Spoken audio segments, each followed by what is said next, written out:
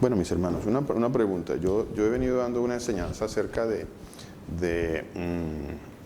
varón y hembra los creó.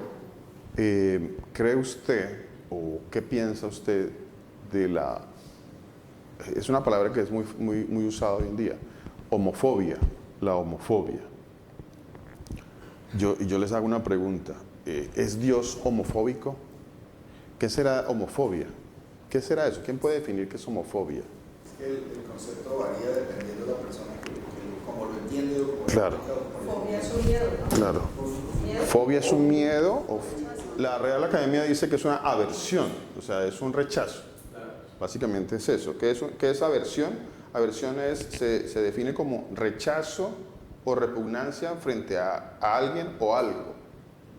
Eso es la definición de aversión, ¿no? De aversión. Y la homofobia es una aversión. Pero, a ver, analicemos un poquito. ¿Será que, de acuerdo a la definición, tal vez, la definición es homofobia, la definición de la Real Academia es aversión hacia la homosexualidad o las personas homosexuales? Entonces, es una aversión hacia tanto a la situación, a la actividad como tal, al homosexualismo, como a aquellas personas o a las personas que lo practican. Eso es como la definición que maneja la Real Academia Española, ¿no? De homofobia.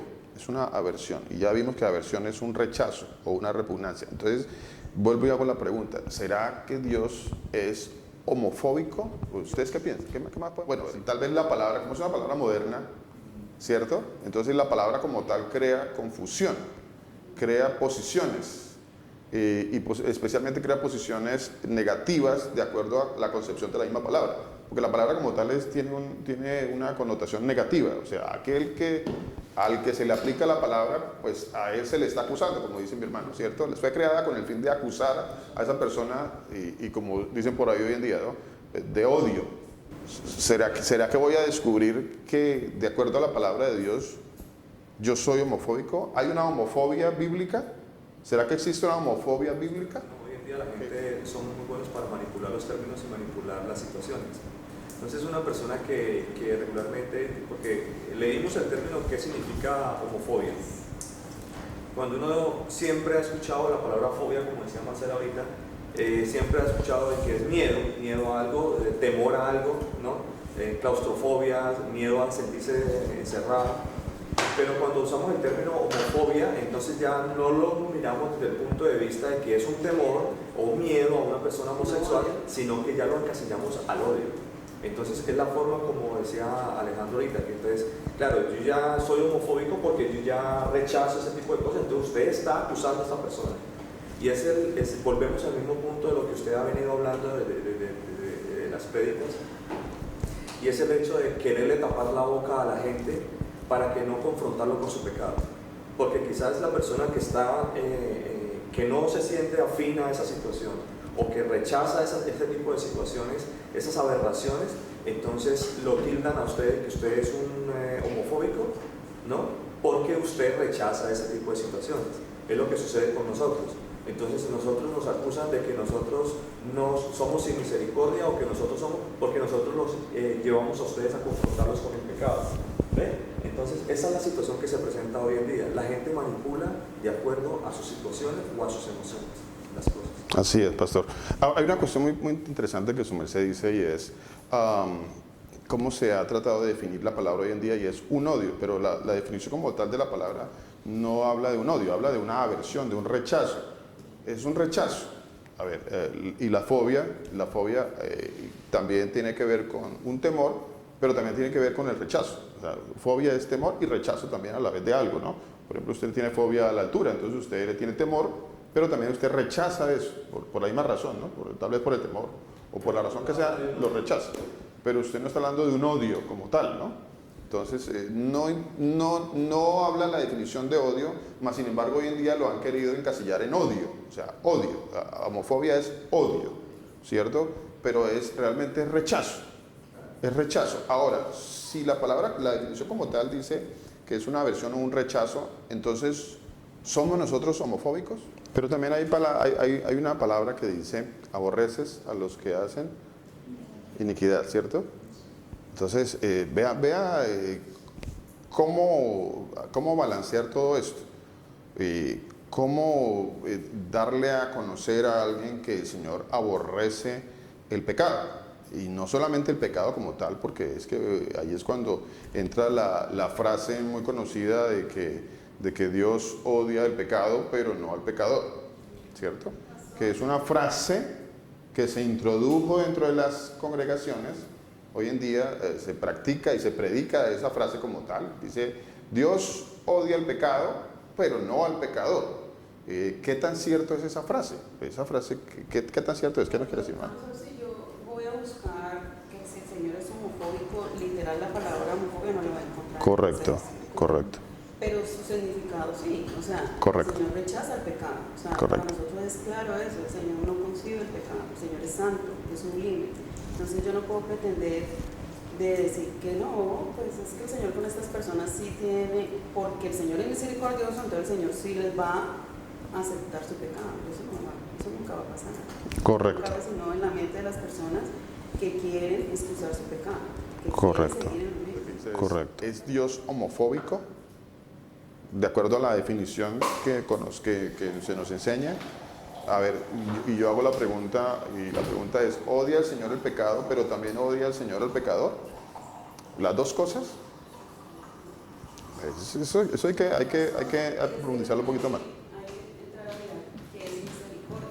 Porque no puedo confundir misericordia con civil eso. O sea, el hecho de que una persona sea homosexual no quiere decir que yo la vaya a matar, pero tampoco puedo permitirle su pecado y menos frente a mí.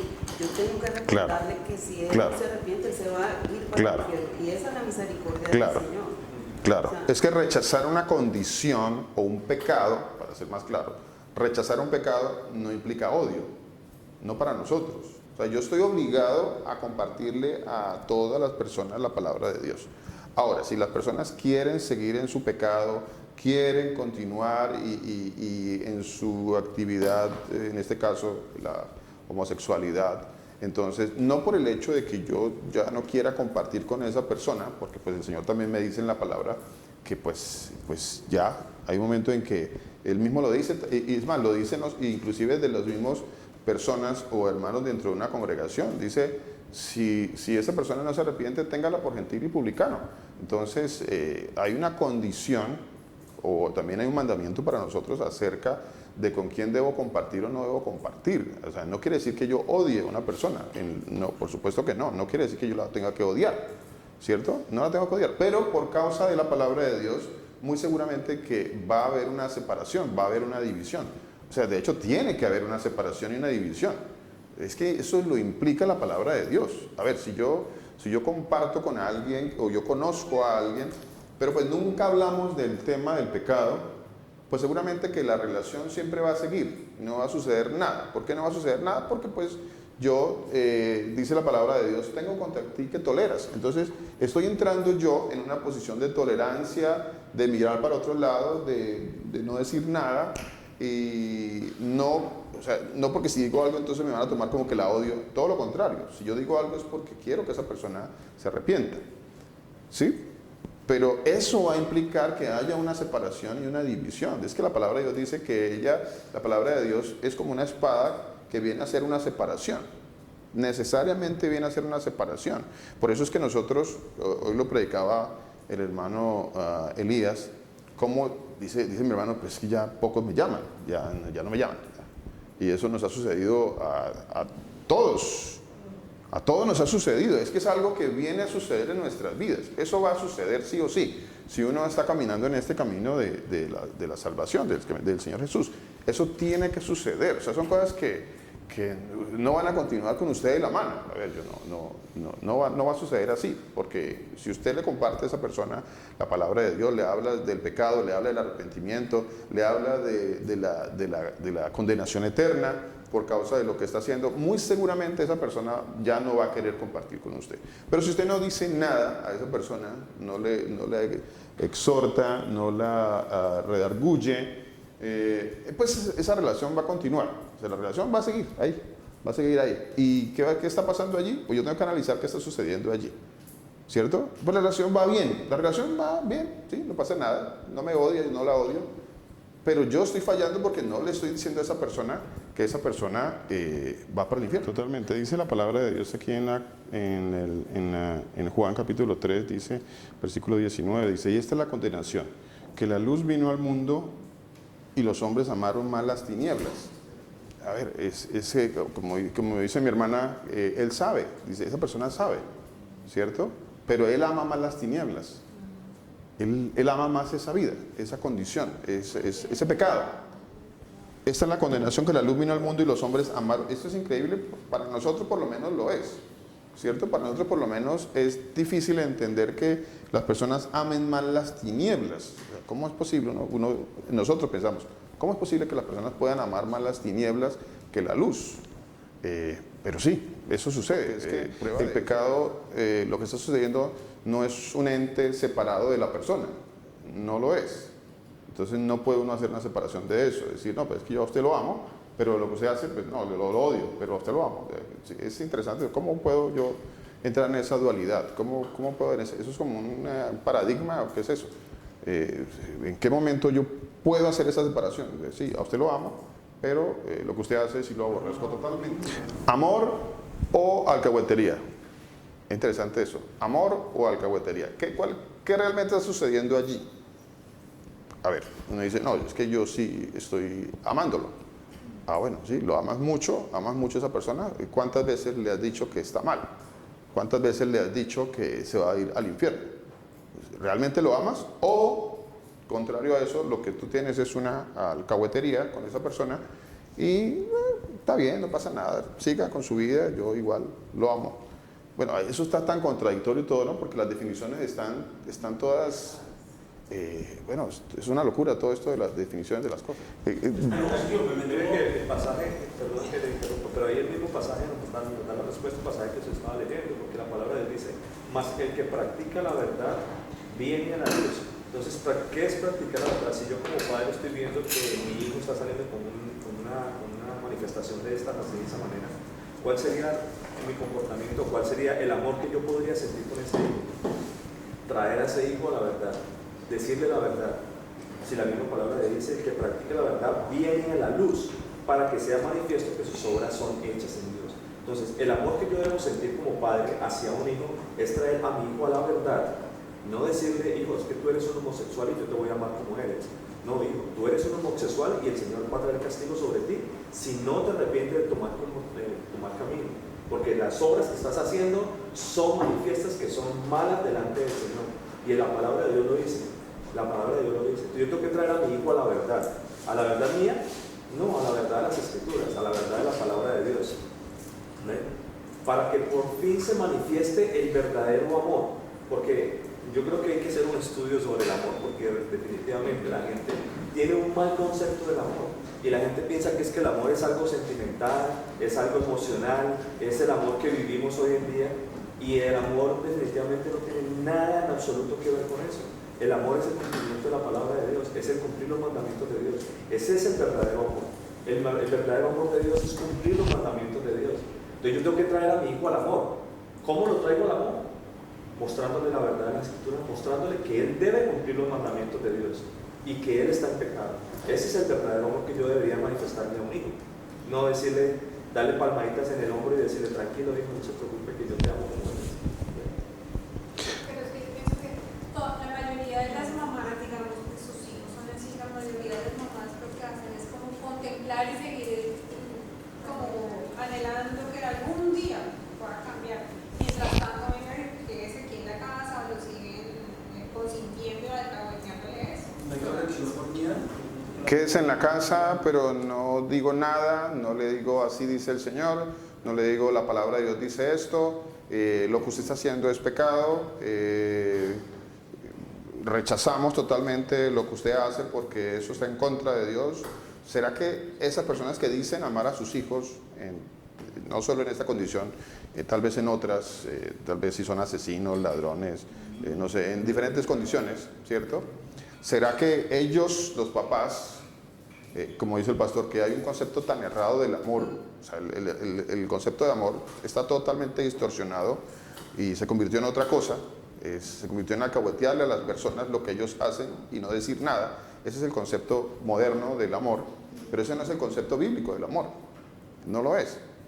Entonces, ¿cuántas veces yo le he dicho a una persona que está en una mala actividad, en pecado, que está yendo en caminos para el infierno?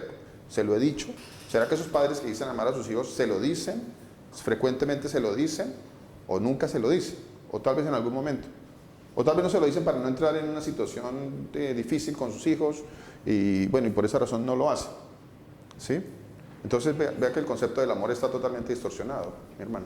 Pero en esa que dice esta, la abogada Fabiola, que su hijo es de él y ella, mejor dicho, se parece que qué felicidad. Okay. Y acabó ya todas las cosas que hace. Pues obviamente en ese concepto del amor, me imagino yo. Claro, ellas tienen el concepto errado del amor, el concepto moderno, humano del amor, y está en un medio también, en un medio perverso, pervertido, perdido. Entonces, pero nosotros, como dice la palabra de Dios, cuando el Señor Jesucristo hacía preguntas, Él hizo una pregunta a los discípulos, dijo, ¿quién dice la gente que es el Hijo del Hombre? O sea, ¿cuál es el concepto de afuera para mí? Y luego les hizo la siguiente pregunta, ¿y ustedes qué piensan? O sea, aquí hay dos conceptos, el concepto de afuera, el concepto de adentro, ¿cierto? El concepto de afuera, pues ellos manejan ese concepto, el concepto perdido, y hoy en día más, hoy en día es bien visto el apoyar totalmente toda esta condición. A lo malo llaman bueno y a lo bueno llaman malo. Hacen de la luz tinieblas y de las tinieblas luz, vea lo que dice la palabra de Dios. Hoy en día está sucediendo eso. Ahora, la cuestión es nosotros. ¿Qué concepto tenemos nosotros? ¿Qué concepto bíblico tenemos nosotros de esta condición? Si alguien me hace la pregunta, ¿es Dios homofóbico? ¿Yo qué respondería? A ver, si alguien te dice la pregunta, ¿es Dios homofóbico? De acuerdo a, es una palabra moderna, como bien lo aclara mi hermano, que no es bíblica. Entonces, bueno, para empezar, es muy buen punto lo que dice mi hermano. Para empezar, yo podría tal vez decirle, bueno, esa palabra no está en la Biblia, ¿no?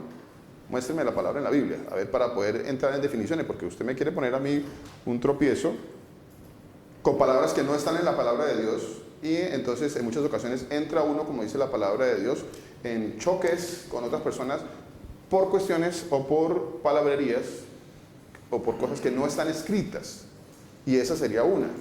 Vea cómo la definición, porque es que eso no está hecho así porque sí, hay palabras que han sido puestas allí y muy estudiadas por personas que tienen inteligencia. De hecho, una de las definiciones de demonio, correcto, gracias pastor por corregirme, demonio, una de las definiciones de demonio es esa, es inteligencia, o sea, es cierto tipo de inteligencia, ¿ve? No necesariamente es la inteligencia o la sabiduría en la palabra de Dios. Una cosa es la sabiduría en la palabra de Dios y otra cosa es la sabiduría de este mundo. Recuerden que la palabra de Dios habla también de la sabiduría de este mundo. Entonces ellos tienen sabiduría de este mundo y usan palabras, términos, ¿cierto? Para atraparnos tal vez. Pero es que nosotros tenemos la sabiduría de Dios. La palabra de Dios dice que nosotros debemos tener la mente de Cristo. Yo tengo que tener la mente de Cristo. Entonces cuando alguien me pregunta algo, yo tengo que pedirle al Señor que me dé sabiduría para entender y para saber decir lo que tengo que decir allí. Pero ¿qué es lo que yo verdaderamente tengo que decir? De hecho, el Señor dice, cuando les pregunte, no se preocupen por qué van a decir, porque yo voy a hablar. Dice el Señor, yo voy a hablar. Entonces yo voy en la confianza de que el Señor me va a dar sabiduría para saber qué es lo que debo decir. Ahora, la palabra homofobia, ¿existe en la palabra de Dios? No, no existe. No existe. O sea, si usted me dice Dios es homofóbico, yo le digo, pues no es una palabra, no es un término bíblico, así que pues yo no le puedo decir que es como decir Trinidad. ¿Es Dios trinitario? No, porque no es un concepto bíblico, no existe, no está, pues yo no puedo decirle que no lo es porque no existe. Ahora, si usted me dice que Dios rechaza totalmente esta condición, yo le digo que sí, totalmente, sin dudarlo. Rechaza tanto la condición del pecado como la condición del pecador, las dos cosas, no solamente una. La palabra de Dios dice en el libro de los Salmos, por ejemplo, en el capítulo 7, versículo 11, dice, Dios es juez justo, Dios está airado contra el impío todos los días. Dios es juez justo, dice, y está airado contra el impío todos los días. Dice, si no se arrepiente, Él afilará su espada. O sea, que se arrepiente o no. O sea, sí o sí, si no se arrepiente, pues el Señor va a afilar su espada, dice la palabra de Dios. Pero dice la palabra de Dios, ahí está Salmos 7, 11 y 12, dice que Dios, no dice que Dios está enamorado del impío todos los días, ¿cierto? No dice eso, porque ese es el concepto del mundo. No, es que Dios nos ama a todos. No, Dios no ama a todos. Eso ya hemos hecho un estudio sobre esta parte. Perdón, Pastor. hay muy importante también con ese concepto falso del amor. Decía mi hermano, pastor hermano. También el concepto falso del perdón. Sí, el perdón. Que es que ustedes no perdonan a los homosexuales. Pero es que la cuestión es, una cosa es perdonar y otra cosa es alcahuetear. ¿Sí? O sea, que perdonar quiere decir que yo, pues sí, ya no tengo listo, yo lo perdono, usted sigue haciendo lo que está haciendo.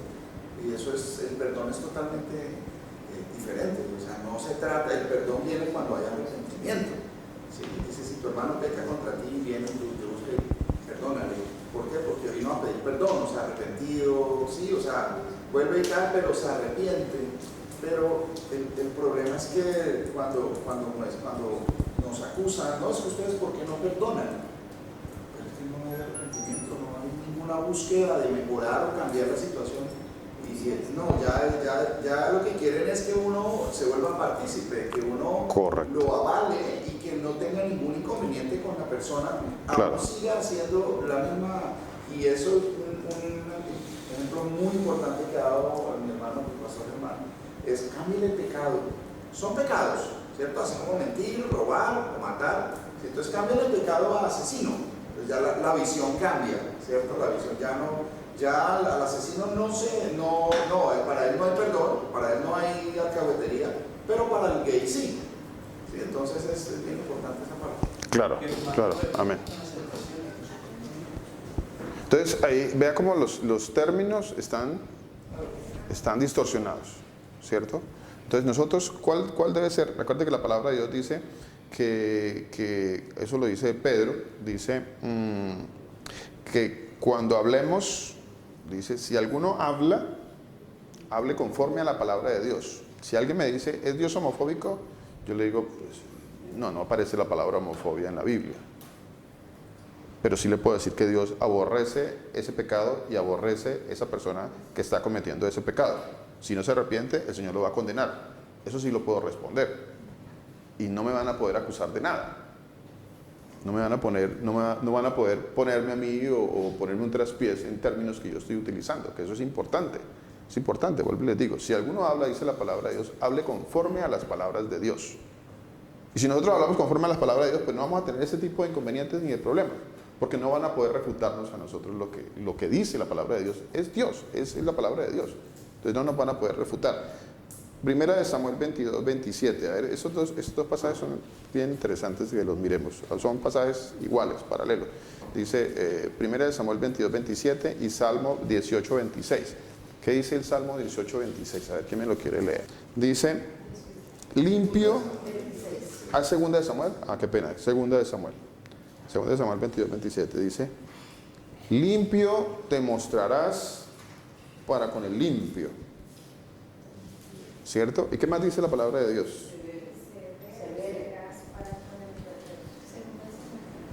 22, 27. Severo, dice la palabra de Dios. A ver, eso es fuerte, ¿no? Eso es fuerte.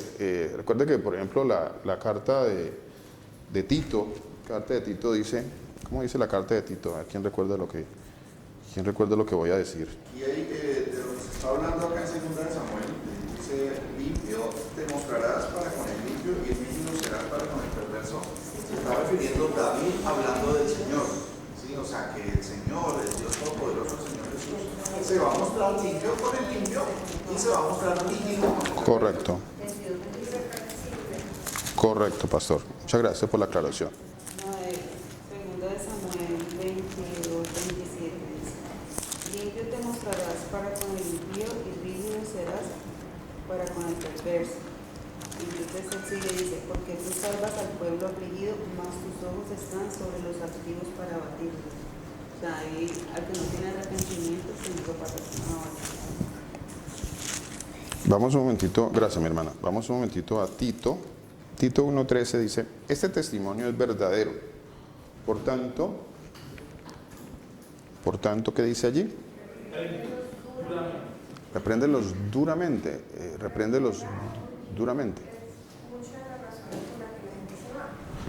Es correcto, mi hermana. Es una de las razones, está totalmente en lo cierto. Es una de las razones, yo creo que si se hiciera una encuesta de las personas que han abandonado algunas congregaciones, entre esa una de las razones sería la manera de hablar del predicador. Sí, creo que una de las razones que si se les pusiera como en anonimato escribir allí algo, lo escribirían muchos. La manera de hablar del predicador. No me gusta, es muy dura, es muy fuerte, se reprende mucho, exhorta mucho el pecado, nos hace sentir mal. Entonces, porque hoy en día pues las congregaciones se llenan por causa de que hay predicadores que hacen eso que dice aquí en Romanos 16, 17, 18. ¿Quién quiere leer Romanos 16, 17, 18? Es que hay como un común denominador entre la gente que se va, porque la gente que se va dice que el predicador habla muy duro, habla muy fuerte, pero ¿por qué los demás que no son confrontados con ese pecado que el predicador en ese momento está exhortando, no se van? Se van solo los que son confrontados con ese pecado. Correcto. ¿Ven? Entonces, Correcto. ¿por qué la iglesia en general no se va si es que el predicador habla duro? Se va solamente el que es confrontado con el pecado. Correcto. ¿Por qué? Porque se va a causa de su soberbia, a causa de su altivez, su arrogancia y su falta de arrepentimiento. Correcto. Porque no reciben, no soportan la exhortación. Correcto. Por eso se van. Correcto. Y gracias, pastor. Y este pasaje de Tito, disculpe, este pasaje de Tito 1:13 vendría a ser a mi vida, porque es que esto no solamente aplica a un predicador, esto debe aplicar a cada uno de nosotros, en cada situación de nuestras vidas.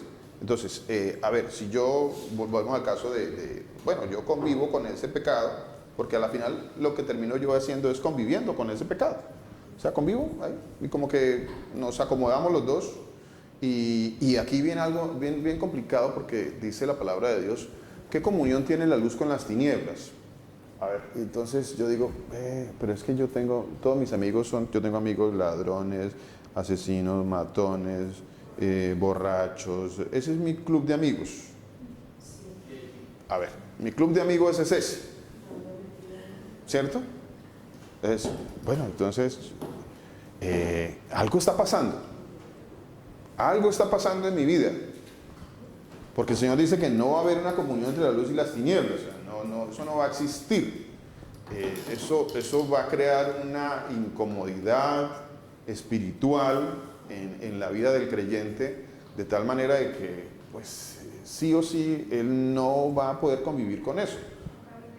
No caminando juntos si no están de acuerdo. Es que la palabra de Dios dice en muchas ocasiones cosas que nos tienen que hacer pensar. Es palabra de Dios que me tiene que poner a pensar. ¿Hasta qué punto esta convivencia X que yo estoy llevando con alguna persona, o varias, no sé, y pues les digo, mi grupo de amigos andan perdidos, drogadictos, borrachos, y ese es mi grupo de amigos, y todos nos amamos? Algo está pasando. Algo está pasando. Por lo menos nosotros como cristianos cristiano no voy a cambiar ese concepto, porque ese concepto tiene que cambiar en mi vida. Nosotros como creyentes, como hijos de Dios, pues eso algo en mi vida no está yendo bien, no estoy yendo por el camino angosto, estoy siendo seducido, estoy siendo atraído, todavía tengo como que un pie acá y un pie allá, y la palabra de Dios dice eso. Lo que pasa es que nosotros nos acomodamos y acomodamos la palabra de Dios a nuestra vida. Mas no dejamos que ella sea la que realmente rija nuestra vida, sino que yo la acomodo. Entonces, pues estamos todos cómodos, ¿no? Estamos todos bien. La forma genérica de predicar hoy en día. La forma genérica no... Correcto. De tal manera de que dijo, pero no dijo nada. No dijo nada. Mensajes ambiguos. Pues todo el mundo se acomodó, pues para mí funcionó porque me dijo lo que yo quería escuchar, cada uno como que escuchó lo que quería escuchar, pero en ningún momento como que el predicador dice, el mentiroso se va para el infierno, el homosexual se va para el infierno, adúltero se va para el infierno, el mentiroso se va para el infierno, el que ve pornografía se va para el infierno. ¿Qué más? El idólatra se va para el infierno. El mentiroso se va para el infierno.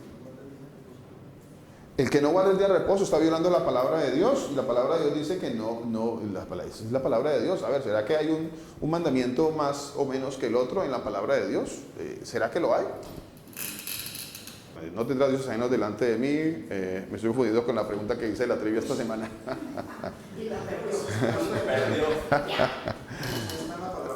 Sí, es otra de las cosas, sí está, sí. Sí, pero no es el mandamiento de la ley de Dios.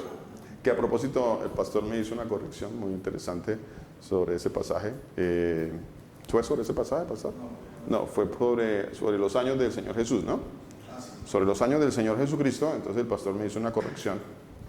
Que no existe en la palabra de Dios en ningún pasaje hasta el momento que diga 33 años tenía el Señor Jesucristo en el momento de su muerte. No existe tal cosa. Ahora, que queda abierta la posibilidad en la palabra de Dios de que en algún momento tal vez el Señor pueda revelarnos a través de diferentes textos de la palabra de Dios.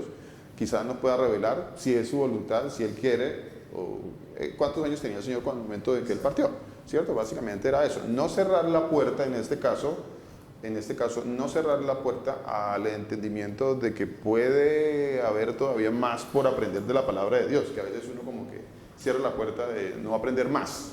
Y básicamente ese fue el llamado que me hizo el pastor Mauricio, y estoy totalmente de acuerdo, así es. Les decía, Romanos 16, 17, 18, y estamos hablando de las palabras suaves, ¿no? Y quiero entrar aquí, bueno, para hablar de las palabras suaves, Romanos 16, 17, 18, y les decía que Tito dice, repréndeles duramente para que sean sanos en la fe. A ver, tanto amo yo a mi amigo, mi familiar, mi hermano, mi tía, mi pariente, mi abuelo, mi abuela, el que sea. Tanto lo amo, que no sé ustedes si han tenido, no sé, ustedes todavía tienen familiares, su papito, su mamita, su hermano, que no es creyente. ¿Sí? ¿Todavía han tenido la oportunidad de aplicarles Tito 1:13? ¿No? ¿Ve? Se da cuenta que a veces uno, nos ha pasado que convivimos con estas situaciones y no hemos pasado esa línea de querer reprender al que sea, porque estamos en la obligación. El Señor dice, repréndeles duramente para que sean sanos en la fe. A ver, ¿cuántas veces hemos tenido esa oportunidad?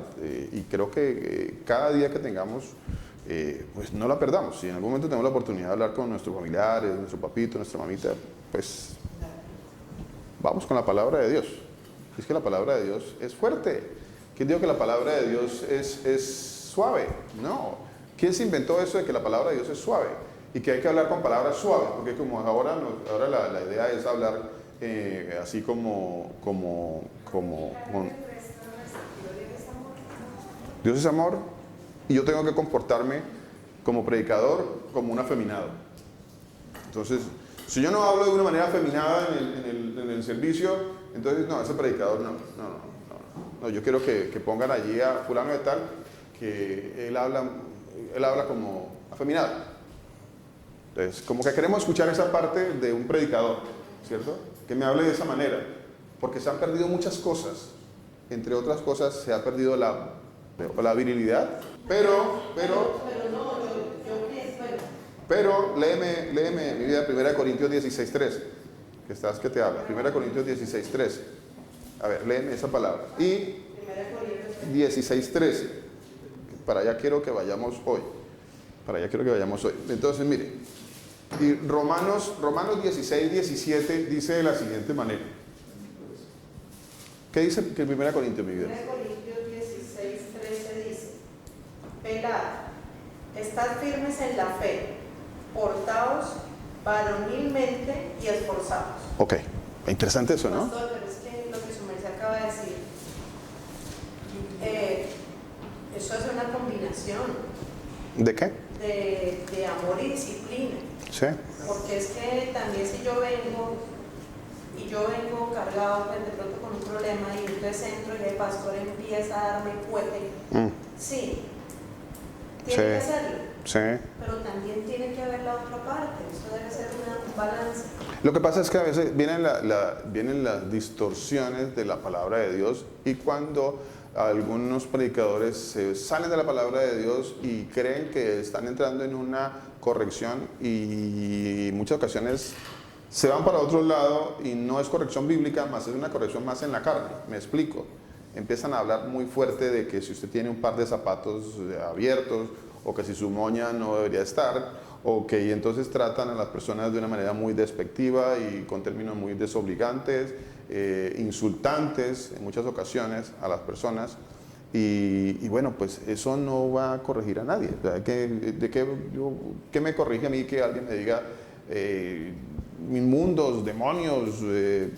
O sea, ¿de qué me va a mí corregir eso? ¿Será que eso me va a corregir? ¿O usted es una mujer de la vida alegre, dicho en términos más suaves, ¿no? Pero lo dicen de una forma fuerte, ¿no? Claro, entonces hay términos bíblicos que están creados. Acaba de pasar un problema y yo me vengo a una prédica y el predicador viene y me habla fuerte, y no significa que no debe predicar la palabra, pero es que el Señor es una disciplina. El Señor dice, en la palabra dice disciplina, pero Él también es amor. Correcto, la misma palabra es amor como tal, ¿no? La palabra como tal es amor y hay que recibir la palabra como amor. O sea, la palabra es amor, porque dice el Señor que ama disciplina. Entonces ahí están combinadas las dos cosas. O sea, la disciplina va totalmente ligada al amor. Total. No podemos hacer una separación, porque si entramos en una separación, entonces, bueno, ahí nos vamos a confundir, porque pensamos que son momentos en donde se me debe hablar diferente, bonito, más amable que en otros momentos. Y entonces creemos que si más bien el predicador, que de pronto no sabía su condición de vida, él habló unos términos bíblicos que no fueron, digamos, los que usted esperaba ese día, pero seguramente eran los que sí el Señor quería que usted escuchara. Es que ese es el punto. O sea, el punto no es qué quiero yo, porque siempre como que viene el ego, ¿no? El yo quiero que me hablen de tal cosa, porque es que hoy vengo mal y entonces hoy quiero que me digan que pues todo me va a salir bien. Hoy estoy triste, quiero que me digan, no te preocupes, vas a estar feliz. Como que eso es lo que yo quiero que me digan, ¿sí? Pero seguramente que vengo hoy triste y el Señor tal vez va a poner en la boca del predicador, arrepiéntete porque tu camino está mal. Entonces yo digo, hola, sí, pues tal vez por eso es que estoy triste, porque mi camino está mal. ¿Ve? Y eso conllevó a que hubiese consecuencias en mi vida, y eso trajo tristeza a mi vida. Pero vea que yo sí debo entender, debo más bien abrir mis oídos a lo que el Señor me va a hablar a mí, y no como que venir con mi egoísmo y mi yo, de que me hábleme a mí, hábleme bonito, dígame cosas halagüeñas. No me ataque, porque lo terrible de todo es que en muchas ocasiones, las personas dicen, es que ese predicador, eso que dijo es atacarme a mí, y toman las cosas a título personal. ¿Sí? Todo era para mí, todo lo habló para mí. O sea, es algo personal, me está atacando a mí, ¿cierto? Si el predicador dice, vea, ya deje esas amistades, todos esos borrachos, todos esos drogadictos que los están llevando a usted a la perdición, a las prostitutas, déjelos, ya abandone toda esa vida de drogas, de alcohol, ya abandone todo eso, me está atacando. No será que el Señor me está diciendo que ya es hora de que yo empiece una vida de santidad, y que por eso es que por esa vida que llevo tan mala es que me han venido tantos problemas a mi vida. ¿Sí? Pero tal vez en mi humanidad yo esperaba era que el predicador me dijera, no te preocupes, Dios te ama, ánimo, sigue adelante. Tal vez eso es lo que las personas a veces quieren, ¿no? Pero es que, bueno, eso no está en la palabra de Dios. En cambio, de pronto lo que el predicador le predicó sí estaba en la palabra de Dios. Y eso sí cambia y transforma vidas.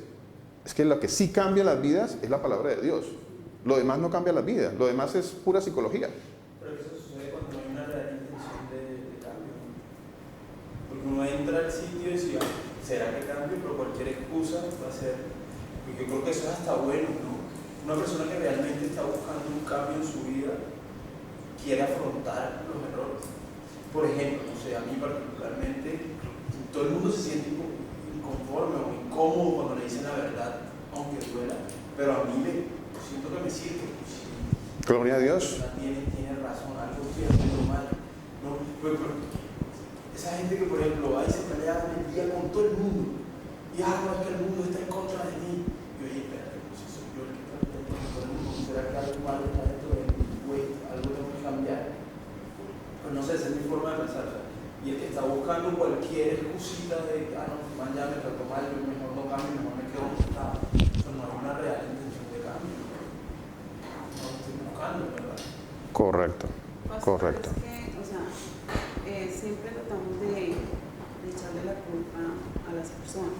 O sea, si por lo menos ustedes vienen y dicen, no, es que los idólatras y yo estoy en idolatría. O sea, ¿es usted el que me está diciendo idólatra a mí o es el Señor? Ustedes simplemente están leyendo la palabra de Dios. Yo tengo que tomar todo, es que el Señor me está hablando. Fuerte, despacio, si el Señor me dice, no, es que yo soy amor y en mí vas a encontrar paz, pues bueno, el Señor me lo está diciendo y tengo que sentir ese alivio. Pero si el Señor me está diciendo, te vas a ir para el infierno si no dejas de hacer esto, si no dejas de hacer lo otro, pues también tengo que tomarlo y tengo que saber que no es el pastor, no son las demás personas, sino que el Señor usa a esas personas para hacerme caer en cuenta en el pecado. Amén. Así es, mi hermano. Así es. Sí, totalmente. Totalmente. Aquí la palabra de Dios, no sé, ¿alguien más iba a decir algo? No sé, pastor. ¿No? ¿No? Mi esposa leyó 1 Corintios 16:13 y dice allí, portaos varonilmente. Qué difícil hoy. La palabra varonilidad, que usted dijo, no existe. ¿Existe virilidad o masculinidad? ¿Virilidad o masculinidad, por favor? Bueno, ok. Discúlpeme esa palabra que usted no existe. Varonilmente es otra cosa. Bueno, aquí dice varonil. Pero varonilidad. Varonilidad, sí. El verbo varonil, hay que meterlo en la... No, sí, ya. Sí. Prueba en el diccionario. Portado. Virilidad, mi amor. Virilidad, ok. O masculinidad. Okay. Bueno, muchas gracias. Portados varonilmente. Qué difícil es hoy en día. Películas como esa película desastrosa, película esa. Películas como esas y muchas películas hoy en día que han querido, que quieren, eso es como una agenda de transformación de las personas, de la humanidad, en donde quieren que el varón se porte afeminado y que la mujer sea la cabeza y que ella sea la que ella se porta varonilmente. Eso, todo está al revés. Todo está al revés. Usted ve hoy en día, los que nos gusta ver por allí películas, cine, uno va y mira las películas y los que analizamos un poquito lo que vemos, nos damos cuenta de que allí nos están vendiendo la idea constantemente de que el hombre es un tonto, un pelele, un bueno para nada, un débil, un llorón, una persona que necesita de una mujer para que lo saque adelante, que la que resuelve la situación es la mujer, la valiente, la heroína. Eso no es gratis. Eso no está sucediendo porque sí, eso tiene una razón de ser. Eso tiene una razón de ser. Entonces, hoy en día, como dicen, hasta nos da miedo nosotros decir que somos machos. Nos da miedo decir eso. Que soy un varón, me da miedo decir que soy un varón, porque entonces eso es tomado como machismo. Entonces, no, eso es machismo, decir que usted es un varón y que yo me quiero comportar varonilmente, eso es un machismo, es un término machista, ¿cierto? Compórtese como un hombre. Me pasó porque el niño Jerónimo entró a una tienda y cogió tacones. Y comenzó a correr con los tacones y yo llegué y imagina, ¿qué es eso? Hey, Jerónimo, quítate que los hombres no usan tacones. Ay, tan machista, no, homofóbico, deja el niño. O sea, tengo que aceptar entonces que mi hijo ande en tacón. Tremendo todo eso, ¿no? Sí, tremendo todo lo que implica todo eso. Tremendo, eso es la sociedad.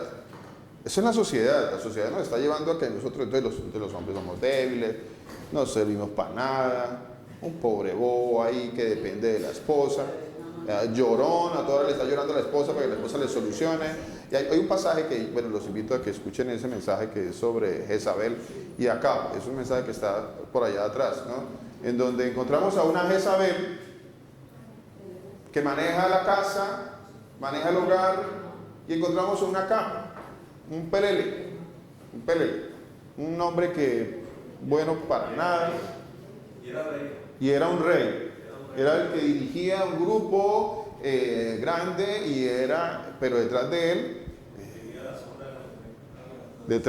no había una ayuda idónea.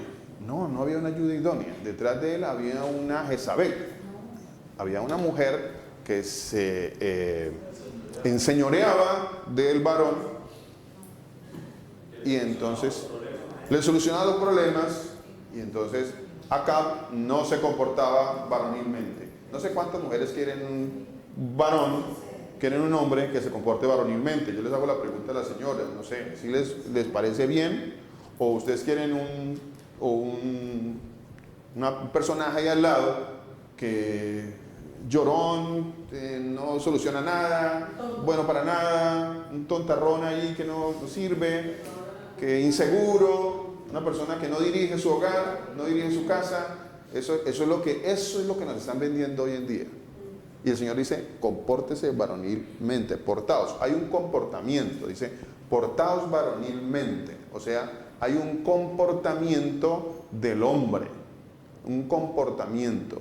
Y eso se está tratando de distorsionar también, todo esto. Portaos varonilmente. Y la palabra de Dios dice que los afeminados,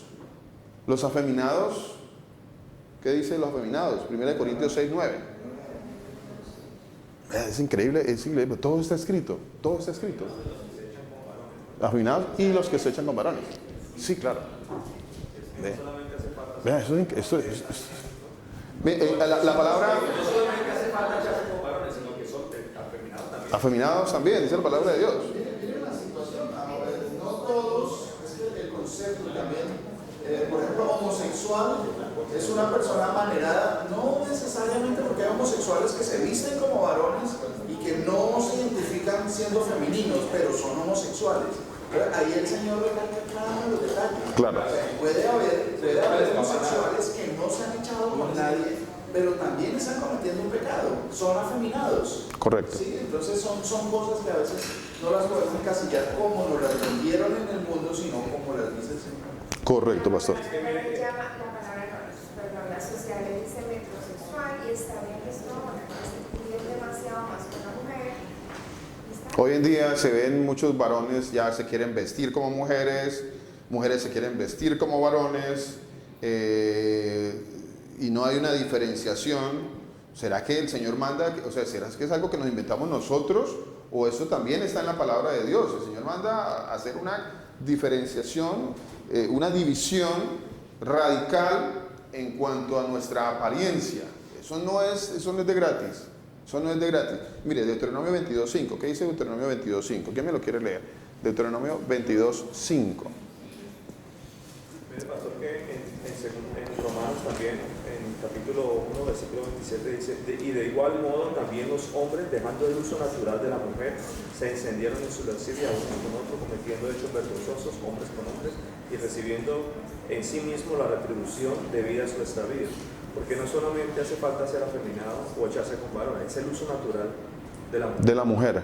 Uso natural. Vea qué palabra tan interesante, ¿no? Dice, el uso natural, o sea, hay algo que es por naturaleza, es de Dios, o sea, viene con nosotros, está en nosotros. O sea, eso no es que esperemos a ver si este niño que nació, niña, o criatura que nació, a ver si él sabe que es hombre o mujer cuando tenga, no sé, 18 años. No, él ya nació. Fue hombre o mujer, ya, eso ya quedó definido. Eso lo definió el Señor, él ya lo definió. O sea, ahí no hay nada que hacer. Mire que desde el versículo anterior dice así, dice, por esto Dios los entregó a pasiones vergonzosas, pues aún sus mujeres cambiaron el uso natural. Okay. El uso natural, por el que es contra naturaleza. Ok. Contra naturaleza. Ok. ¿A dónde nos lleva todo esto? Entonces, a la pregunta que hicimos al comienzo, ¿cierto? ¿Es Dios homofóbico? ¿Cuál es la respuesta? Ok. Pero sí rechaza el pecado. Pero rechaza el pecado. Pero sí el Señor habla sobre la homosexualidad, habla sobre el uso natural, ¿cierto? Sobre lo que es contra naturaleza, ¿cierto? Aborrece.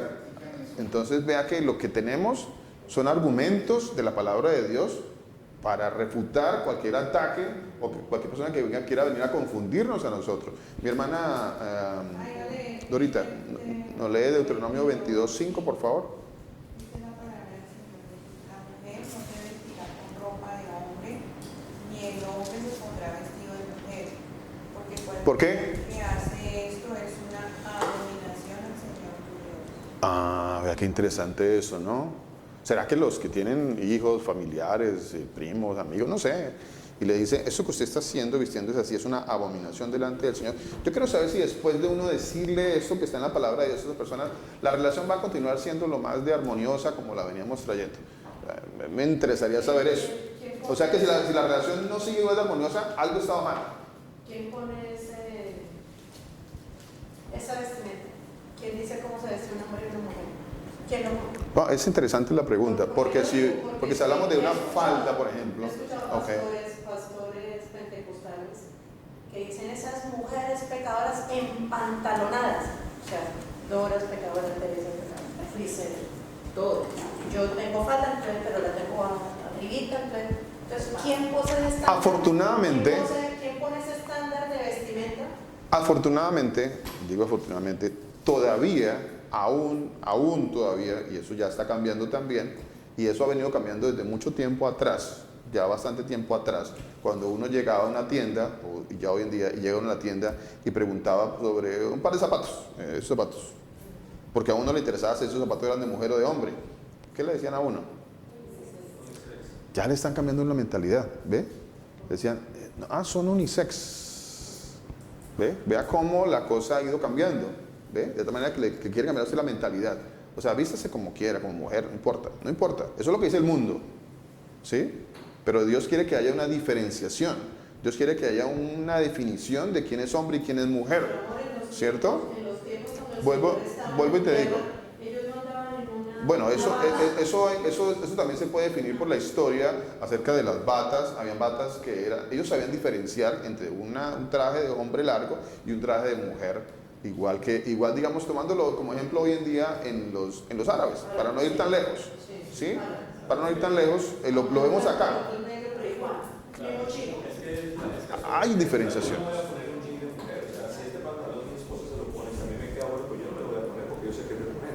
Claro. Sí. Pero los pentecostales hablan de que es pecado que la mujer se ponga pantalón, sea de hombre o sea de mujer, para ellos. Bueno, la cuestión del pantalón. Bueno, pero es que hay pantalón de mujeres y hay pantalón de hombres. Bueno, ese es otro tema también para tocar acerca de él. Claro, sí. Yo veo al hermano, veo a la hermana y yo los veo muy masculino y muy femenina. Entonces, y tienen pantalón, los hermanos también tienen pantalón y se ven muy masculino y muy femenino. Entonces,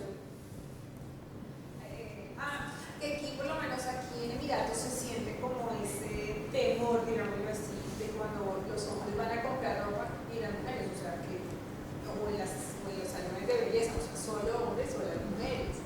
Lo mismo cuando uno se va a medir la ropa, o sea, como que queda el vestir de hombres aparte de las mujeres y como que no. Ellas es, mira, no sé qué, y digo, bueno, si yo no puedo entrar allá, o sea, me da como, o sea, como se siente como esa diferencia acá. afortunadamente, gracias al Señor que todavía existe ese tipo de diferencia acá. Gracias al Señor. Todavía la vivimos. ¿Qué pasará más adelante? Eso está complicado. Pero a los varones tienen que comportarse como varones. Las niñas, comportarse como señoritas, como mujeres. Es un comportamiento que el Señor puso en nosotros, a cada uno de nosotros. Y eso es lo que el Señor quiere. Cualquier comportamiento diferente a esto es abominación para el Señor. Él lo dice. Es abominación. Él lo aborrece. Dice,